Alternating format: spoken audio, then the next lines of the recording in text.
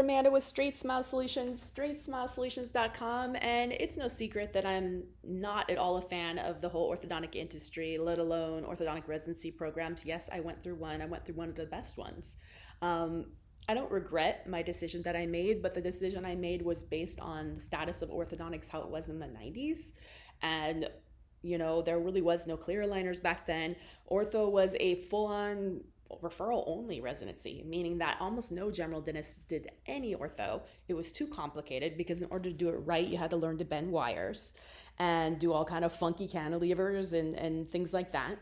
And you weren't going to waste your time doing that in a GP practice. But as aligners came out on the market and got better and better and better, and you're going to talk to orthodontists, and half of them are going to disagree with me on this, but there's enough of us that can flat out say aligners can do everything braces can do, and often it can do it better, faster, safer, healthier, more efficiently, less side effects, less root resorption, less discomfort, better experience. Yeah, there's always going to be braces. They're always going to exist. But why? I mean, I don't see the point. I mean, I would never put my kids in braces, given the side effects that you can have when you can just do it better, healthier with clear aligners. There's maybe a few circumstances where maybe I can be a little bit more efficient if I do hybrid treatment, toss a few brackets on first, and I have some content about it. And maybe overall I'll shave a few months off if I do hybrid first, then finish in aligners. But most of the time, for 99.9% of the cases, I can get a better outcome with clear aligners, assuming you have a scanner. Of course, assuming you're using a sophisticated brand of clear aligners for the harder cases. I don't care what you use for the green level cases. If you don't know what any of this means, I have entire playlists just for Invisalign, entire playlists just for non-Invisalign clear aligners with all the information you need to know how to do amazing work with clear aligners. But to be honest, it's just practice makes perfect. Repetition, repetition, repetition. You're either going to learn through your own mistakes, or you're going to need to learn with an orthodontist who knows aligners, helping you out to make sure you get great outcomes and you do things up to standard of care. But I mean, ultimately, that's why I started my program, because if I did it over again, if I was 20 years younger and I was graduating now, let's put it this way. My oldest is thinking about going to dental school, although he's really only interested in OMFS, the MD program at the moment, which I think is a great idea. Nothing wrong with that. But I don't think anyone's interested in ortho. But if I had a kid going to dental school now, would I tell them to major in ortho, to do an ortho residency? Absolutely not. That's absolutely absurd. Why? Because before we had a funnel of patients coming in. We didn't have to market. What is marketing? I mean, marketing was an ad in the yellow pages, or dropping off a gift basket at your local GPs that refer and once a year. I mean, that's all you had to do. That was marketing. Now you're not going to get the referrals unless either the cases are PIDAs, pain in the nobody wants to deal with them, or they have special needs, or they're just too hard for your GP to handle. It's very rare that there's a GP that does no ortho at all. So you're not going to get that funnel. And very often, by the time you get them, they're going to be past the point of no return, where they're already train wrecks and you're not going to get a good outcome. It's just not going to be satisfying the way it was before, where you could do amazing things. Unless you're randomly in a part of the country where GPs don't do ortho, but I really don't think that exists anymore.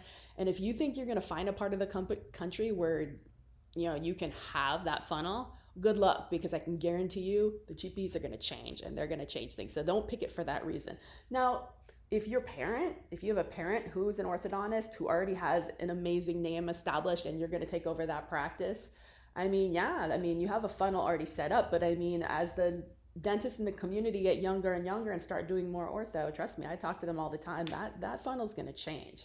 So you're going to have an incredible marketing budget. So here's the thing, you're going to have to spend so much more money on marketing and being inventive with marketing than you ever did before. But yet our payments from the insurance reimbursement has gone down and down and down and down. It's not going up with the cost of inflation. And even the overall what we charge per case, I was charging $7,000, $8,000 a case 20 years ago for Invisalign. Well, you can't charge that anymore. And no marketing budget. So yeah, your RI is higher, your take home is higher. It's just not going to be the same. Harder cases, more time. The only way that you're going to be able to scale this is doing things like very digitally. having almost no overhead in your practice, almost no staff, just having virtual, digital. You'd have to really create a very digital practice. And to be honest, you're gonna have to start doing things earlier, younger and younger and younger. And a lot of orthodontic residents and new orthodontists don't have the skills to deal with little bitty kids because we're not used to seeing kids until they're older, right? So that is my personal opinion on why it's a complete waste of 3 years. And to be honest, the residency programs that have the best names that are out there, they're also going to be master's programs. That means you're going to spend 30 to 50% of your 3 years, 2.5 to 3 years, doing research, which may be clinical research, it may be biochemical, research. It really just has nothing to do with what you're doing. It's really a waste of 1 year, in my opinion. Yes, I got published. Yes, I did a dissertation. Did I like any of it? Not at all. A complete waste of a year, in my opinion. But it was required because if we did not do that, then we had this huge penalty payment we had to pay. It was hundreds of thousands of dollars. And they made you sign this the first day. I understand if my master's is not done, published, and defended, that I have to pay this amount for my program. Like that's what basically those grants is what subsidized our and I'm sure they're all like that, you know what I mean? Now there probably are some for-profit orthodontic residency out there where you pay an arm and a leg to go and you might learn more. You might get more hands-on experience. You're not going to get a ton of hands-on experience at a regular residency. You're going to see 1 or 2, 3 patients in the morning, 1, 2, 3 patients in the afternoon. You might see some of the faculty patients. You might get to help out with some of the upperclassmen patients. You're going to finish some patients for a 3-year, which is a good thing. Seeing a case from start to finish is good. But ultimately, the techniques and the biomechanics you're going to use are probably going to be useless, inefficient, and it's not going to be the stuff that's really going to help a practice in the real time. What got my speed up and really got me good at ortho was the 2 or 3 years I did after residency, where honestly, I went to an underserved community. I was a traveling orthodontist all over California. It was a DSO, but they would travel. I mean, I was insane, man. One day I'm Northern California, next day I'm Southern California. I'd come in and I would clean up offices where just train wreck ortho. I don't know what these orthodontists were smoking. It was so bad, these treatment plans. They clearly didn't know what they were doing, or they were just trying to take their bonus payments for doing starts and just throw braces on, and they didn't know what was going on. And it was terrible. So I'd go in and just clean it up, redo the brackets, see what a mess they made, look at their treatment plans. Okay, how can we not do that? And I'd be like, well, if then that. Okay, we're not doing that, Clearly that doesn't work with that wire. Well, I'm not doing that. So I saw so much mess and disasters that I learned quickly what works, what doesn't work, and what I absolutely wouldn't do. And I started getting very confident in my treatment planning and my ability to fix things. So that was basically the best 2 or 3 years of my experience. And after that, I was very confident. I was like, okay, that's all I need to know. But to be honest, you can work with an orthodontist. There's plenty of us out there who do one-on-one mentoring, either for one case, all your cases.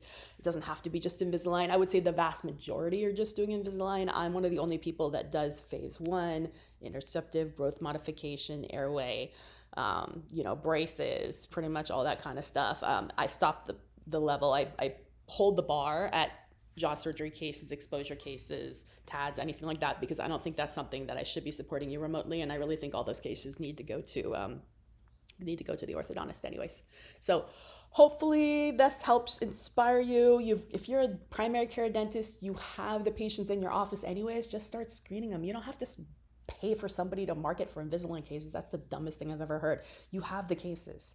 And you know what? Even if you don't want to do all the cases, you don't like that patient, you think it's too hard, work it up. Just all you have to do is scan them, It just could be an education thing. You can play with it, work on the Clincheck.